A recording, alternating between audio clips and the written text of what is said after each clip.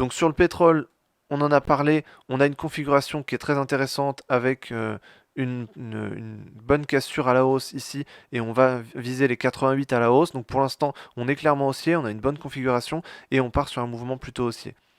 Sur le WTI, on a à peu près le même cas de figure avec un objectif à 82. Sur les crypto-monnaies, pour l'instant, c'est pas intéressant.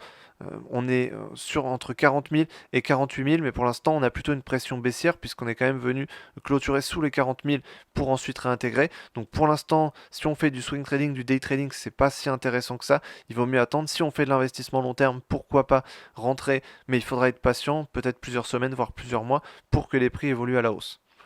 Sur l'Ethereum, plutôt pression baissière ici jusque 2150. On est toujours sur des niveaux de résistance, on est toujours en range ici, donc pour l'instant il n'y a pas grand chose à faire si on veut chercher des bonnes tendances. Sur le SP500, alors là c'est intéressant puisqu'on a un objectif à 4920 qui est bientôt atteint. On a une bonne tendance haussière qui est en train de se créer. Donc pour l'instant il y a des bonnes bougies vertes, ça c'est intéressant. Donc ça à suivre en tout cas. Pour prendre des positions à l'achat dans la tendance haussière, ça peut être très intéressant. Sur le CAC 40, il rattrape son retard avec une hausse ici qu'on a eue. Donc on est arrivé sur 7636. Donc ça c'est plutôt intéressant. Le CAC 40 rattrape son retard au niveau de la hausse par rapport au SP500. Donc toujours intéressant à trader plutôt à la hausse. Le Nasdaq également toujours haussier, donc on suit encore plus haussier que le SP500. On a un objectif qui est à 17 800. Donc là on est toujours dans une dynamique haussière, toujours intéressant. Sur l'or, on en avait parlé, donc il y a une cassure ici d'une tendance haussière. On a un objectif qui est à 1940. Pour l'instant, l'or, il n'y a pas beaucoup de volatilité. Ça va ni à la hausse ni à la baisse. On est toujours dans un range entre 2040 et 2000. Donc pour l'instant, on peut s'attendre à ce que ça casse les 2000 pour arriver sur 1940. Mais voilà, il y a quand même le niveau des 2000 qui est au milieu. Il faudra le passer. Si on passe les 2000 à la baisse, dans ce cas, l'objectif c'est 1940 et on peut mettre un stop au-dessus des 2040. Donc là, ça peut être intéressant.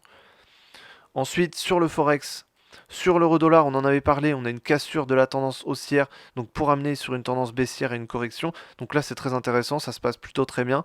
On est sur 1,085, donc là, on va aller en direction de 1,065, 1,075. Donc pour l'instant, toujours baissier sur euro-USD.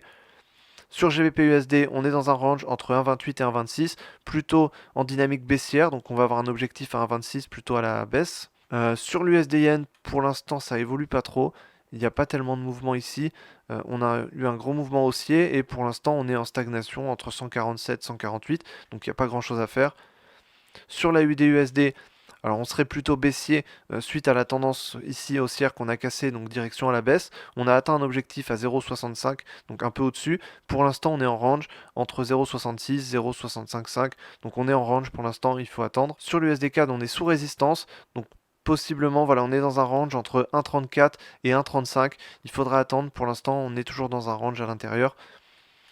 Donc possiblement une cassure à la hausse ou à la baisse. Pour l'instant, on n'a pas encore suffisamment de volatilité.